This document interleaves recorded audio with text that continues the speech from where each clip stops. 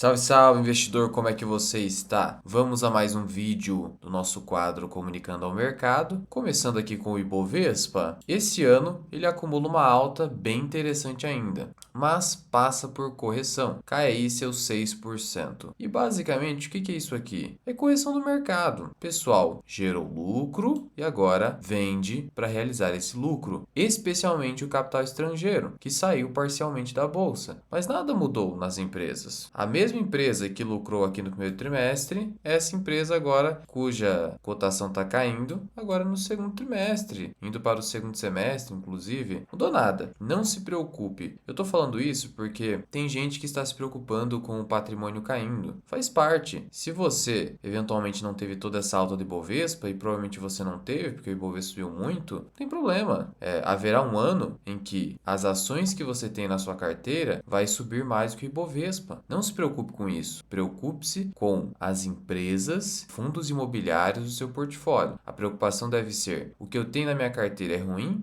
ou bom? Tem boas perspectivas na empresa em si e no fundo em si, não nas suas cotações a médio e longo prazo? Essa é a pergunta. Continuando, o governo está preparando um plano de contingência para socorrer as empresas em virtude da tarifa que vai entrar em vigor agora, dia 1º de agosto. Muitas empresas serão impactadas e aí o governo aparentemente está preparando um plano de socorro. Ainda não temos detalhes. A Ultrapar concluiu recompra de 25 milhões de ações, recomprando muito, sendo que esses papéis recomprados pela tesouraria poderão ser destinados a planos de incentivo, aí aqui é remuneração à diretoria executiva, permanecer em tesouraria para depois fazer uma venda com ganho de capital, ser cancelada para aumentar o lucro por ação ou vendida aqui, né? Que aí é a mesma coisa que permanecer agora em tesouraria para vender depois. A empresa reportou um lucro aí em queda no primeiro trimestre, mas é lucro, é uma boa empresa, mas é um case complicado. Inclusive, estou para trazer um vídeo específico para os membros, porque eles pediram. E na área de membros, a gente dá prioridade absoluta nas sugestões de vídeos. Inclusive, olha a quantidade de vídeo que a gente posta para membros. Ferbasa há um dia, Desktop há 2 dias, um fundo imobiliário FATN11 há 5 dias, Jales Machado há 6 dias, Irani há 8 dias, de 3 a 4 vídeos por semana exclusivos para membros. Prosseguindo, o Santander lucrou 3,6 bilhões. Na comparação anual, teve uma subida, porque 2024 ainda foi relativamente ruim para o Santander, só que foi um recuo de 5,2% em relação ao primeiro trimestre. Então, é um banco que vai lucrar aí seus 10 a 12 bilhões no ano. O banco vale na bolsa abaixo de 100 bilhões, então é isso. Deve negociar aí a 8 vezes lucro projetado para 2025. É o que está na tela hoje. Está barato?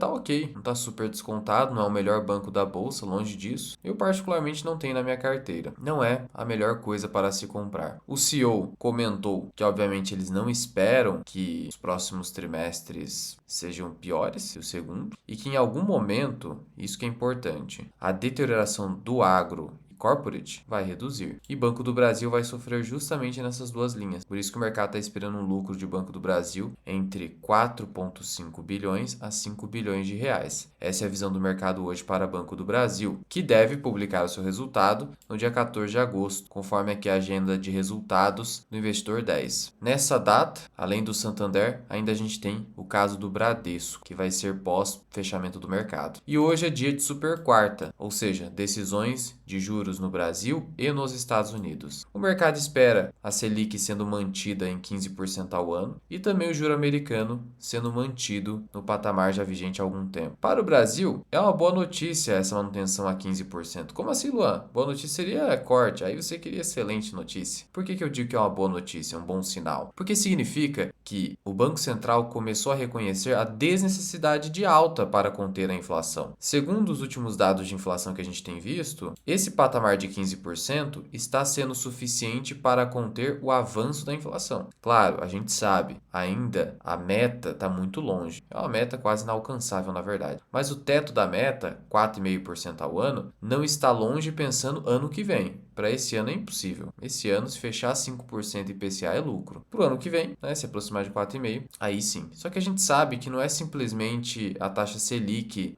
a única forma de você conter a inflação. Na verdade, o gasto governamental hoje é a grande preocupação. E o câmbio voltando a subir também é um problema. Então, tudo isso fica sob monitoramento do Banco Central. Mas, por hora, ele mantendo a Selic nesse patamar é um bom sinal no primeiro momento. Se, por algum milagre ou loucura do Banco Central, sei lá, ele aumentar a taxa Selic, o que seria bem mal visto pelo mercado, a gente pode ter mais volatilidade. O que está precificado hoje é Selic a 15, mas é um cenário bem improvável. Segundo as opções de Copom, seria algo em torno de 7% de probabilidade aí. Mas enfim, esse aumento seria de 0,25, a probabilidade está até caindo, então eu acho que vai manter mesmo. Olha o tamanho da barra aqui de manutenção. Isso para o nosso caixa é excelente, né? Então o Tesouro Selic continua rendendo muito. Isso é bom para o investidor de longo prazo, por quê? Porque ele não precisa se apressar às compras. Ele consegue pegar o dinheiro dele, deixar no caixa, Tesouro Selic, e aguardar com calma, estudando, acompanhando, sem querer fazer loucura. Porque não tem necessidade, não há uma perspectiva, meu Deus, nos próximos 6 meses a Selic vai para 10%. Olha, não precisa se desesperar. O Buffett faz isso. Ele tem lá o dinheiro dele aplicado em bill, curtíssimo prazo, e vai com calma. É assim que você deve agir. Porque se você assim agir, você vai tomar decisões mais ponderadas. E a Petrobras bate recordes de produção de petróleo no segundo tri. Bateu aí mais de 4 milhões de barris. Essa é a produção total no ano. Quando você compara no período 2,91, quase 3 milhões, cara, ao dia. É muita coisa. Isso superou as projeções do mercado. A XP esperava 2,3 milhões. Não à toa que Petrobras, nesse mês, subiu. O petróleo superou $70 o barril, positivo para a Petrobras, ainda mais para outras petrolíferas, porque a Petrobras ainda segura reajustamento de preço, mas ainda assim, isso reforça a expectativa de um dividend yield entre 11% a 12% em Petrobras esse ano, dividendos extraordinários. Ainda mais agora com o Banco do Brasil reduzindo o dividendo, reduzindo o payout, é provável que isso aconteça, e lucro líquido, grande parte desse dividendo vai para quem? Para a União. Então a União está ainda mais pressionada em pegar dividendo da Petrobras. E aí, com o petróleo subindo, ela eventualmente vai gerar mais caixa, produzindo mais. Positivo para a Petrobras. Qual o seu preço teto, Luan? Eu deixo o plano de preço teto para os membros da comunidade FMI e carteira Mirai. Mas fala aí, cara, você acha que pelo menos ela tá barata? Petrobras tá barata, igual fala o Sr. Luiz Alves? Olha, na verdade, olhando só para múltiplos, o que é insuficiente, parece barata. Parece barata. Mas toma cuidado, empresa cíclica tem que estar muito barata. O desconto tem que ser imperdível, porque é cíclica, depende de diversos fatores macroeconômicos, isso faz com que o lucro seja errático. E outro detalhe, Petrobras, ela está tendo recorde de produção agora, mas é sempre importante você olhar a médio e longo prazo, de preferência a longo prazo. E a gente tem a questão da margem equatorial, está tendo dificuldade de obtenção de licença de exploração, só que não só isso, o pré-sal vai entrar em período de depleção a partir de 2029, então a produção vai cair agressivamente. Então, essa margem equatorial precisa ser explorada já a partir de 2027, ou no máximo 2028, senão a gente vai ter problema com os resultados da Petrobras. Então, esse é um risco que existe. Mas eu, particularmente, não fico tão preocupado porque, de alguma forma, eles vão ter que aprovar esse negócio. A Petrobras é muito estratégica para o governo.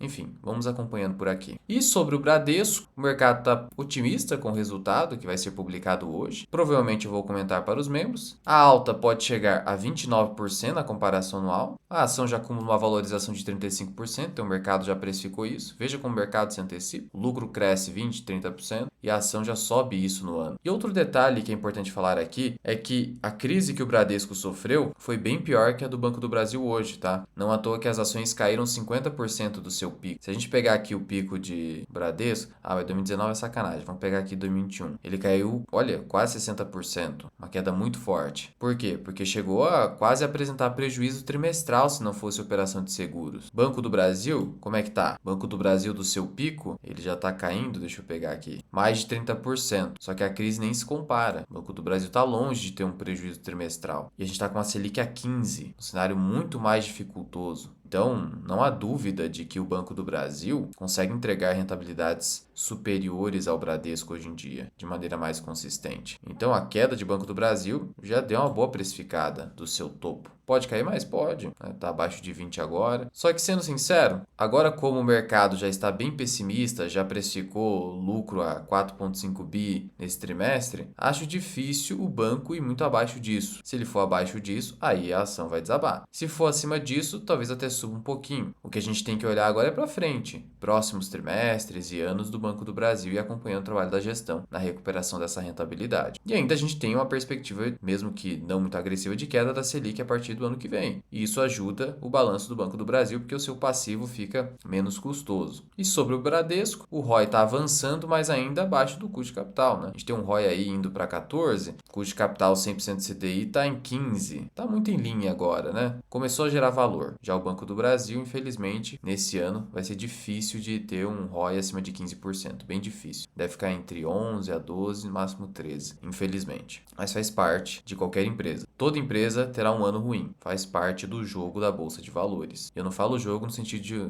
especulação. Falo jogo no sentido de regras, probabilidade, players disputando diversas opiniões. É nesse sentido. E por fim, considere se tornar membro para ter acesso a esses vídeos exclusivos, resposta a comentários no YouTube. Eu estou fazendo leitura de comentários no final dos vídeos. Vou fazer isso apenas para membros. E ainda, o melhor, na comunidade Formação Mirai Investing, tudo que eu dedico aos membros, tudo, plano de preço teto, vídeos exclusivos, insights, vídeo da minha carteira, tá tudo aqui dentro. E muito mais, porque ainda tem os meus treinamentos. E ainda eu vou começar a disponibilizar aqui, na comunidade FMI, relatórios de análise. Eu tenho CNPI, então eu vou trazer relatórios analisando empresas e resultados. Mas só as melhores. Só as melhores. Não vou me incomodar com empresas ruins ou de segunda linha. Conheça os benefícios da comunidade no link da descrição e no primeiro comentário fixado. E eu te vejo no próximo vídeo.